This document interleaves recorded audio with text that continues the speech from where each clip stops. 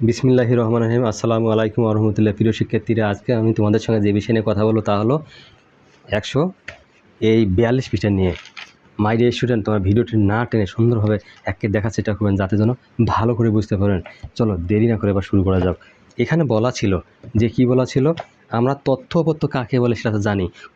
যে কোনো গবেষণার কাজে সংশ্লিষ্ট অনুসন্ধান ক্ষেত্র হতে জরিপের মাধ্যমে যে সংখ্যাবাচক পরিমাপ সংগ্রহ করা হয় তাকে উপাত্ত বলে বা তত্ত্ব বলা হয়। উপত্য বা তত্ত্ব বলা হয়। আমি আবার বললাম, কিছু বোঝা যায় না, এই তো? যে কোনো গবেষণা কাজে সংশ্লিষ্ট অনুসন্ধান ক্ষেত্র হতে জরিপের মাধ্যমে যে সংখ্যাবাচক পরিমাপ সংগ্রহ করা হয় তাকে উপত্য বলে। তাহলে অবিন্যস্ত উপত্য কাকে বলে? যেটা এলোমেলো থাকে সেটা অবিন্যস্ত উপত্য। আর বিন্যস্ত উপত্য যেটা কাকে বলে? যেটা সাজানো থাকে তাকে বলা হয় বিন্যস্ত উপত্য। গণসংখ্যা কাকে বলে? যতগুলো সংখ্যা পাওয়া যায়, এক কথায় মানে উপাত্ত বা তত্ত্ব হতে যে কোনো শ্রেণীর দুইটি সীমার মধ্যে যতগুলো সংখ্যা পাওয়া যায় তাকে ওই শ্রেণীর গণসংখ্যা বলে, যেটা আমরা বার করি টেলিচিহ্নের মাধ্যমে। টেলিচিহ্ন কাকে বলে?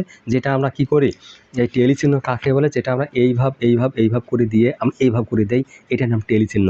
মাথায় এটা রাখেন, না হলে আমরা বুঝতে পারবো। শ্রেণী ব্যবধান মানে প্রত্যেক শ্রেণীর সর্বোচ্চ সর্বনিম্ন মানের পার্থক্যকে শ্রেণী ব্যবধান বলে। মানে বোঝা গেছে? আবার বোঝেন নাই? প্রত্যেক শ্রেণীর সর্বোচ্চ সর্বনিম্ন মানের মধ্যে পার্থক্য হলো শ্রেণী ব্যবধান। লেখচিত্র কাকে বলে? আমরা যেটা পাই গণসংখ্যা, সেই গণসংখ্যাকে আমরা কি করি বোঝানোর জন্য যেটা চিত্রের মধ্যে ব্যবহার করি তাকে লেখচিত্র বলে। আয়তলেখ কাকে বলে?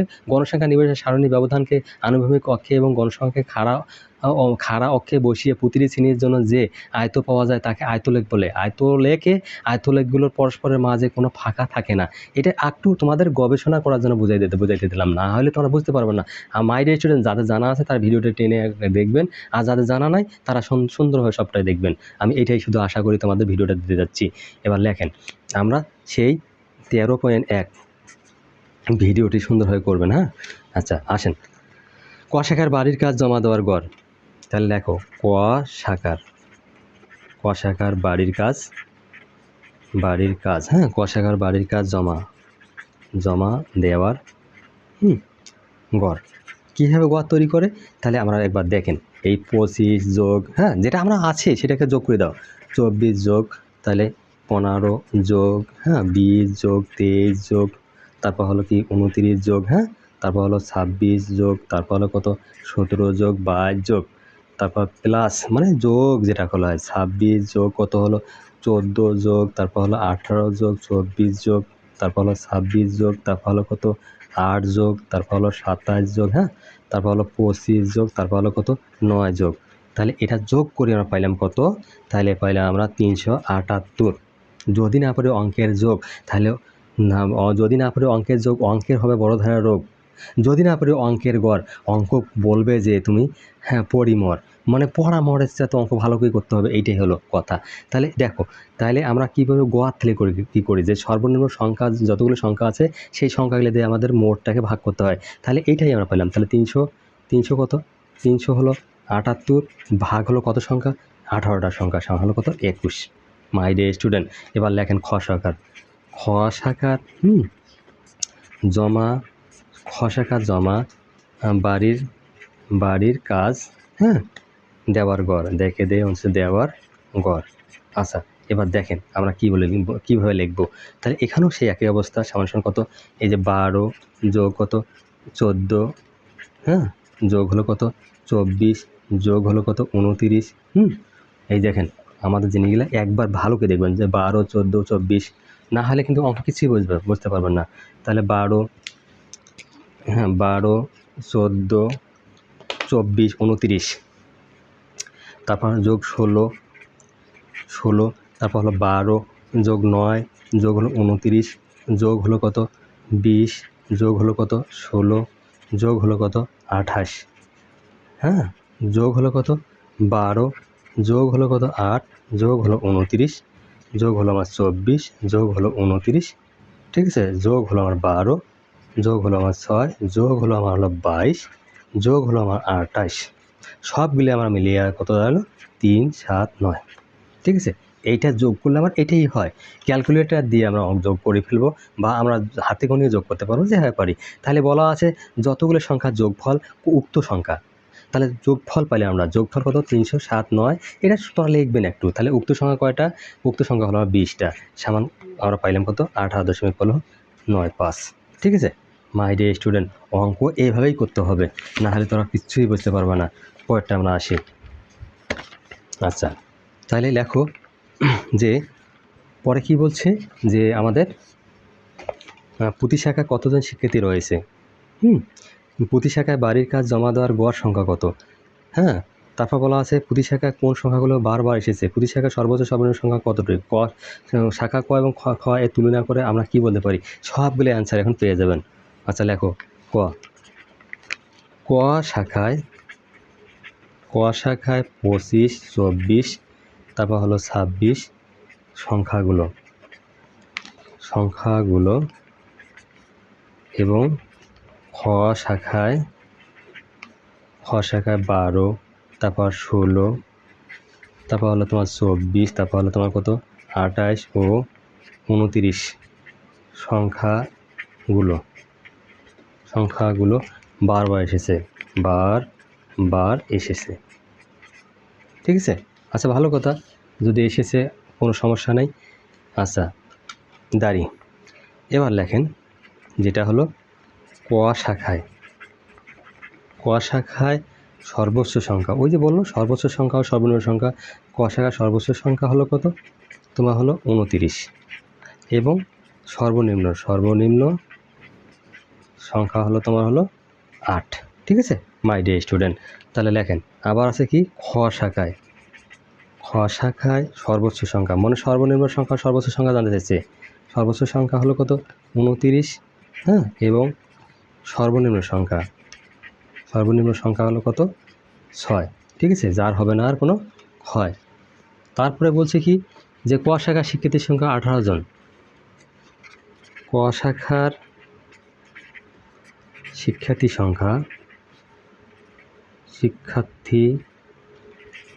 সংখ্যা 18 জন। আচ্ছা, কাজ জমা দেওয়ার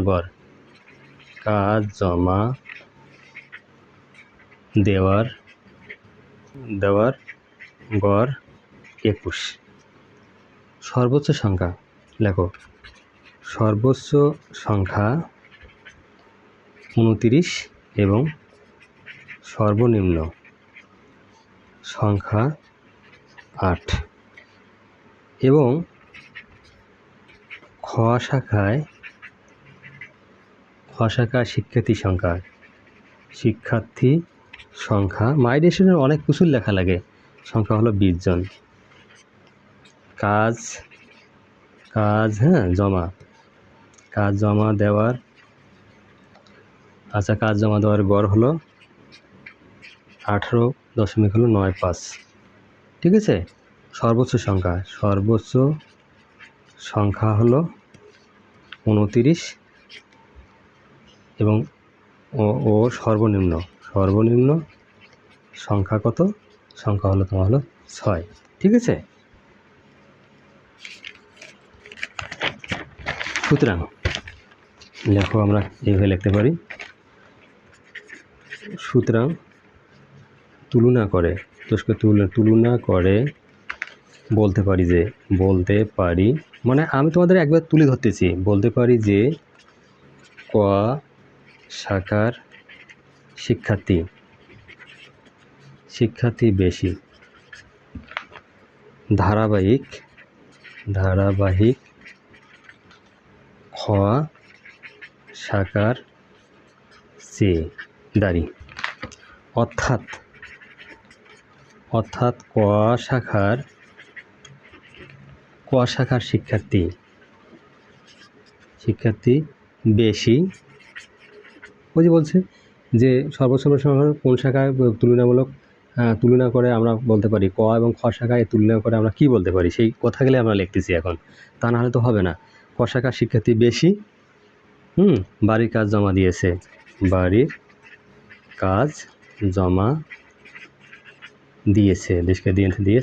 দিয়েছে। মাই ডিয়ার স্টুডেন্ট, আমাদের হয়ে গেল এটা। এবার বলছে কি গড় সংখ্যাটি নির্ণয় করি।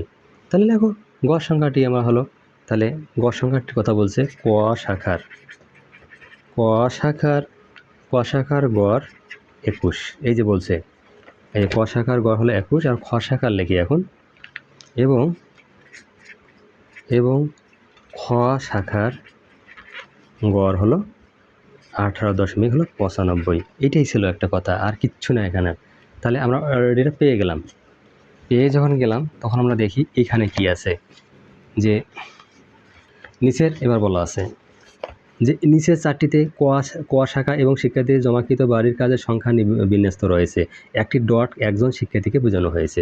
তাহলে একজন শিক্ষার্থীকে যে বোঝানো হয়ে গেছে দেখো, তাহলে আমরা সুন্দরভাবে বুঝতে পারতেছি। এখানে তোমাদের আমি বুঝে দিচ্ছি, কেননা এটা বোঝার মতো কিছুই নেই।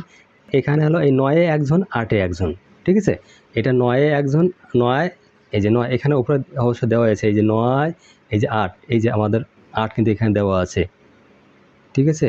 এই যে 8, হ্যাঁ, এইবার এইগুলো ডটে বোঝানো হয়েছে। তাহলে এই যে 10-এ নাই, 11 নাই, 12 নাই, 13 নাই, হ্যাঁ, 14 হলে একজন, এখানে 14 আছে, ঠিক আছে, 14 আছে, 14, 15 হলো আবার একজন। এবার 16-এ নাই, 17, 18 এদের মধ্যে আছে, ঠিক আছে, একজন একজন করে। 19-এ নাই, 20-এ হলো একজন, 21-এ নাই, 22-এ একজন, 23-এ একজন, 24-এ হলো দুইজন, 25-এ হলো দুইজন, মানে 2টা 25, 26 হলো 3টা, তারপর হলো 27 হলো আমার একটা, 28 নাই, 29 একটা। এই যে সেইভাবে আমরা এখানে এই ডট দিলে বুঝতে পারতেছি ক শাখার, হ্যাঁ, এই ক শাখা। যদি বুঝতে সমস্যা হয় আমি আবার তোমার দেখাচ্ছি। এই ডট দিয়ে একজন শিক্ষার্থীকে নির্দেশ করছে। তাহলে দেখো 10, 15, 20, 25, 30 আছে কি নাই? যদি এরকম হয়েই থাকে তাহলে আমাদের বোঝার খুব সুবিধা না। আমার একটা শিক্ষার্থী হলো যেখানে, সেটা একটা ডট বোঝাবে। তাহলে এখানে 29 হিসেবে আমার ক শাখা একটা, তারপর হলো কত এখানে, এই 25 হিসেবে আমার 2টা, 26 হলো 3টা, হ্যাঁ, 27 হলো আমার একটা। এখানে এইভাবে বোঝানো হয়েছে। এখানে তার আগে 24 হলো 2টা, 23 হলো আমার কয়টা, একটা, 22 হলো একটা, 21 নাই, 20 হলো একটা, তারপর 19 নাই, 18 হলো একটা, 17 হলো একটা, তারপর 16 নাই, 15 হলো একটা, 14 হলো একটা, মানে 14 একবার আছে। তারপর কি নাই, এবার দেখেন 13 নাই, তারপর নাই 12 নাই, তারপর তারপর তোমার 11 নাই, 10 নাই, তারপর 9 আছে একটা, এই যে 9 আছে একটা, 8 আছে একটা। তার মাই ডিয়ার স্টুডেন্ট, আমাদের কিন্তু আমার অলরেডি ক আগে চলে গেছে, কয়ের আর ঝামেলা নাই। এবার ক্ষয়ে আসলাম। আচ্ছা, পৃষ্ঠে হলো 143। আচ্ছা যাক, পেয়ে গেছি আমি, আর চিন্তার কারণ নাই। আচ্ছা দেখো, তাহলে আমি এখানে বোঝা দিচ্ছি তোমাদের, আর ঝামেলা হওয়ার কথা নয়। দেখো যে বলা ছিল যে খ শাখা আমাদের ছিল এই 6 আছে একটা, তখন আমরা এইরকম করে দেবো, ঠিক আছে।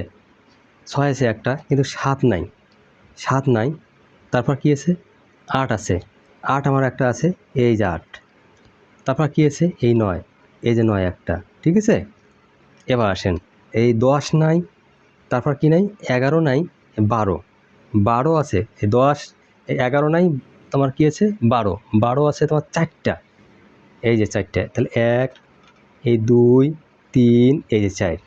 মাই ডিয়ার স্টুডেন্ট, তোমরা এখানে খাতাটা এবং বইটা এইভাবে সাথে নেবেন, না হলে বুঝতে পারবে না। এই যে দেখো, এই যে 12, এই যে, না হলে তোমরা কিচ্ছু বুঝতে পারবে না। আমি যে ডট বসাতে যাচ্ছি, তোমরা এই খ শাখার ডট বসাতে যাচ্ছেন, কিন্তু এই দেখো, এই যে খ শাখার ডট বসাতে যাচ্ছেন, না হলে কিচ্ছু বুঝতে পারবেন না আমার, যদি তোমরা বই না বোঝেন। আচ্ছা, তাহলে এখানে 12 কয়বার আছে, 4বার। তাহলে আচ্ছা, 12, 13, এই 13 নাই, তারপর 14 আছে একবার, ওকে, 14 আছে একবার, 15 নাই, 15 যখন নাই, 16 আছে কয়বার, 16 আছে আমার হলো 2বার। এখানে দেখবেন, ভিডিওটি ভালো করে দেখবেন, তাহলে বুঝতে পারবেন 16 আছে কয়বার, 2বার। এই যে 16, এই 16, হ্যাঁ, ঠিক আছে, এই যে 16। মাই ডিয়ার স্টুডেন্ট, যদি না বোঝেন 16, তাহলে অঙ্ক একদিকে চলে গেল। আচ্ছা, তাহলে এবার আসেন 16, এই 17 নাই, 18 নাই, ঠিক আছে, 18 নাই, তারপর 19 নাই, এবার 20-এ আছে, 20 কয়টা, একটা, তারপর 21 নাই, 22 আছে, 22 কয়টা, 22 হলো একটা, 23 নাই, 24 আছে, 24 কয়বার আছে, 24 আছে আমার 2বার। এই দেখো, আমি অলরেডি বসে দিচ্ছি। আবার 25 নাই, 25 নাই, 26 নাই, 27 নাই, ঠিক আছে, 28 কয়বার আছে, 28 আছে তোমার হলো 2বার। আমি কিন্তু অলরেডি অঙ্ক এখানে অনেকবার, আমি টিউশনি করা মানুষ তো, এটা গড়াইতে আমার মুখস্থ হয়ে গেছে। তোমরা এটা ভাবিয়েন না যে স্যার কীভাবে দেখালো। আমি তো বারবার বলতেছি, এগুলো কিন্তু একদিনে শিখতে পারবেন না, অনেক চেষ্টা করতে হয়, অনেক পরিশ্রম করতে হয়। এই 30-এ দেখেন, 30 কয়বার আছে, একবার, 2বার, ঠিক আছে, এই 3বার, এই 4বার। আমি যদি বলি তাহলে তোমরা হয়তো বিশ্বাস করবে না, এই জন্য বই দেখতে হবে বারবার। এই যে আসতেছে দেখো, ঠিক আছে, আমাদের অলরেডি যে আমরা কত সংখ্যা পাচ্ছি, এটা পাচ্ছি আমরা 29। এই 29 দেখেন কয়টা আছে, 4টা আছে, এই 1, এই যে 2, হ্যাঁ, এই 3, এই 4, 29 আছে আমার 4 বার, 30 কিন্তু নাই, 31 নাই, যাইলে আর কোনোটাই নাই। তাহলে মাই ডিয়ার স্টুডেন্ট খুব সুন্দরভাবে তোমরা এটা দেখবেন। যদি না দেখেন তাহলে কিন্তু অঙ্ক বুঝতে পারবেন না। আমি একটাই বারবার তোমাদের আফসোস করে বলবো, যদি আমার এই পরিশ্রমটা বিতে চলে যাবে, তো ভালো করে দেখবেন, তাই না? পরেরটা আমরা আসেন এবার বলা আছে কোনো একটি গ্রামের পরিবারের সদস্য সংখ্যার উপর জরিপ করা হয়েছে। গ্রামের পূর্বে এবং পশ্চিম অংশের পরিবারের সদস্য সংখ্যা নিচে ছকটি দেওয়া হলো, এই যে দেওয়া হলো। তাহলে আমরা দেখি এটা অঙ্ক, এটাও আমরা সুন্দরভাবে করি, হ্যাঁ। আচ্ছা আসেন, আচ্ছা তাহলে আর বুঝতে পারবেন। আচ্ছা তাহলে লেখো যে এখানে বলা ছিল, কি বলা ছিল যে ক শাখা এবং খ শাখার উপর বিন্যাসের তুলনা করে আমরা কি বলতে পারি। এটা কিন্তু বলি নেই এখনও, তাহলে বলি আমরা এখন, এটা সুন্দরভাবে বলি দেই। তাহলে লেখো যে ক শাখা, ক শাখা, ক শাখা এবং খ শাখা, খ শাখা, হ্যাঁ, এর উপাত্ত, উপাত্ত, উপাত্ত বিন্যাসের, বেশ করে বিন্যাস শাখা বিন্যাসের তুলনা করে, তুলনা করে করে আমরা বলতে পারি, সরামা রেখা, আমরা বলতে পারি যে খ শাখার, খ শাখার, হ্যাঁ, খ শাখার তুলনায় ক শাখার উপাত্ত, হ্যাঁ, খ শাখার উপাত্তগুলো অনেকটাই কাছাকাছি অবস্থান করছে, কাছাকাছি অবস্থান করছে। মাই ডিয়ার স্টুডেন্ট এইভাবে লিখতে হবে, না হলে কিচ্ছু বুঝতে পারবেন না। তাহলে পরেরটা আমরা এখন আসি। আচ্ছা এখানে হলো কি, কোনো একটি গ্রামের এটা বলাই আছে, এই যে অঙ্কটা, ঠিক আছে, তোমার খাতা নিয়ে কিন্তু দেখবেন গ্রামের পূর্ব এবং পশ্চিম প্রত্যেক অংশের পরিবারের গড় সদস্য সংখ্যা নির্ণয় করো। তাহলে নিশ্চয়ই যোগ করা লাগবে। তাহলে দেখো আমরা এখন যোগ করতে যাই। তাহলে দেখো যে নাম্বার 1, আচ্ছা তাহলে গ্রামের পূর্বে অংশের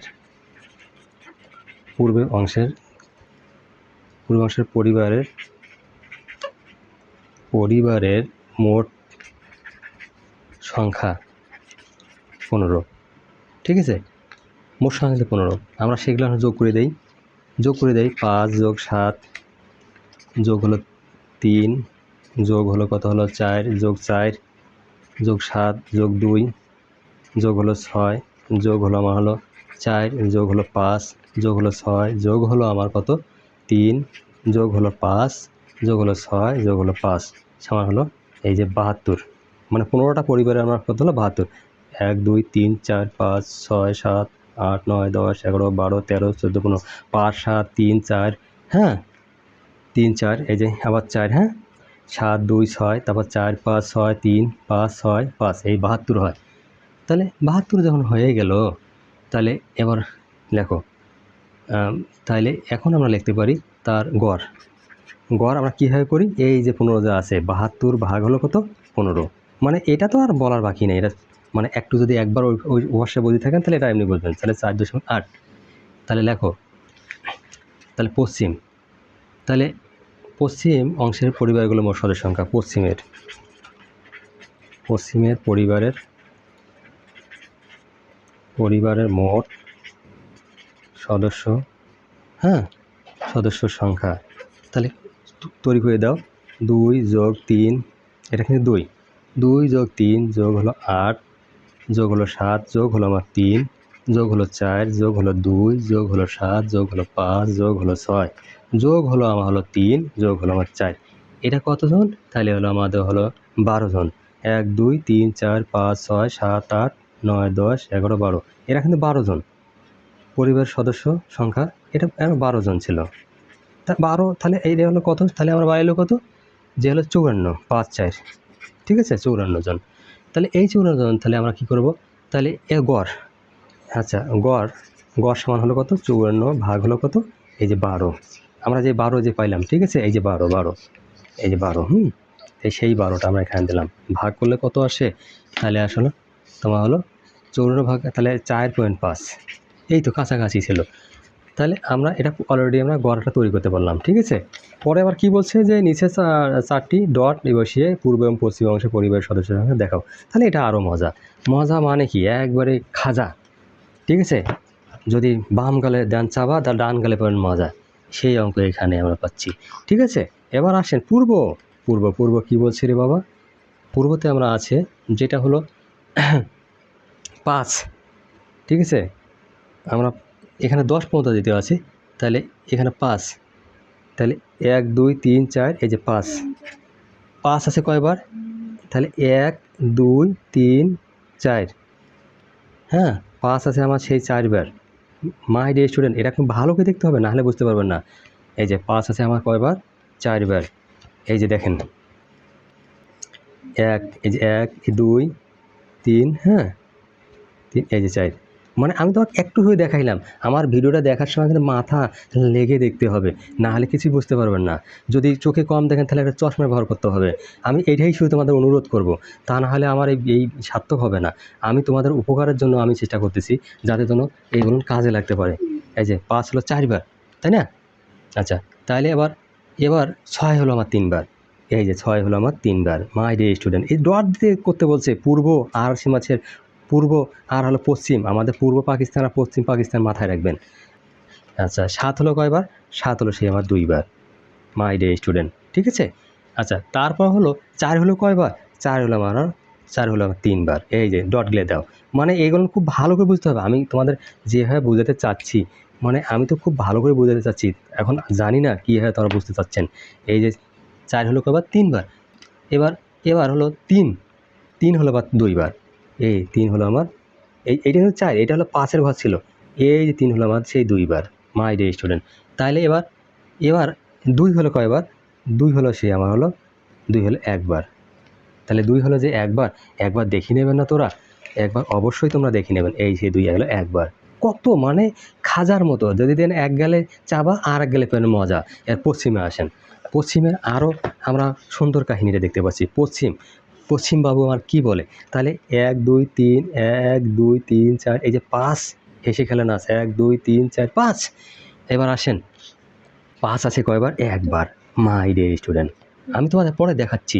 তা 6 আছে কয়বার? 1বার। ডট ব্যবহার করতে বলছে। তাহলে 7 আছে কয়বারের বাবা? 7 আছে আমার 2বার। আচ্ছা তারপর 8 আছে কয়বার? হ্যাঁ 8 আছে তোমার হলো 1বার, ঠিক আছে। মানে এইভাবেই করতে হবে। তারপর হলো 4 আছে কয়বার? 4 হলো তোমার 2বার, ঠিক আছে। ভিডিওটা দেখবেন আমার অনেকবার। তারপর 3 আছে কয়বার? 3 আছে আমার 3বার, ঠিক আছে। হায়রে 3, অঙ্কের ধরাবে তুমি নিন মানে কি? ঘুম। তোমরা যেন ঘুম পারেন না, ঘুম পারেনি মাসি বেশি যদি হন তাহলে অঙ্ক দেবে কাশি। 3 হলো কয়বার? 3বার। 1 2, এই 2 হলো আমার 2বার। তাহলে পাইলাম 2 হলো 2বার, 3 হলো 3বার, 4 হলো 2বার, 5 হলো 1বার, 6 হলো 1বার, সেই 7 হলো আমার 2বার, 8 হলো 1বার। দেখেন তো 8 আমার 1বার আছে কি নাই? মাই ডিয়ার স্টুডেন্ট, এই যে আমার 8 1বার। তাহলে কি এই অঙ্ক কি তোমার কোনো অঙ্ক হইল? আমি বুঝতে পারি না যে তোমার এই অঙ্ক হলো নাকি। এবার আসে এই যে 3, এই যে 3 হলো 3বার। দেখো 3বার আছে কি নাই? তোরা একবার দেখো, 1 2, এই যে 3। মানে মাই ডিয়ার স্টুডেন্ট, আমার ভিডিওটা যদি তোমার সামান্যতম ভালো লেগে থাকে তাহলে একটা কি করবেন? লাইক এবং সাবস্ক্রাইব করে পাশে থাকবেন, তাতে নেক্সট ভিডিও পেতে পারেন। আল্লাহ হাফেজ।